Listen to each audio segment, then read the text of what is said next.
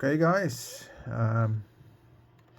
this is the new RF transistor which is responsible for the preamp 1 and preamp 2.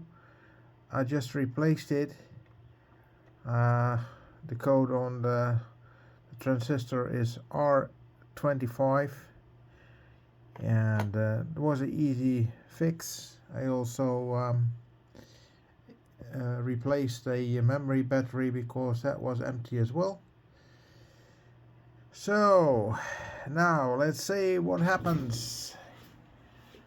I already got a signal from my signal generator here, 14.200 minus 94 dB,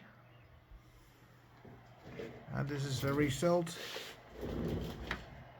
So when I'm pushing now the preamp, it should amplify.